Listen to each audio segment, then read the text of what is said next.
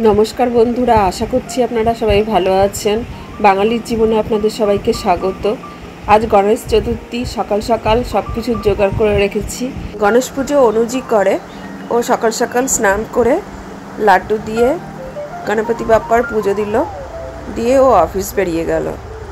এখন দুপুর 1টা বাজে। আমি রান্নাবান্না সেরে তাল ছাড়াতে বসেছি। বছরে একটা তাল তো খেতেই হয়, তবে একটু কষ্টসাধ্য ছাড়ানো, কিন্তু তালের অনেক উপকারিতা আছে। বিশেষ ভিটামিনের ঘাটতি পূরণ করে, ভিটামিন বি এর অভাব পূরণ করে, এছাড়া অ্যান্টিঅক্সিডেন্ট রয়েছে। কিন্তু যাদের ডায়াবেটিস আছে, কিডনির অসুখ আছে, তাদের ডাক্তারের পরামর্শ নিয়ে এটা খাওয়া উচিত।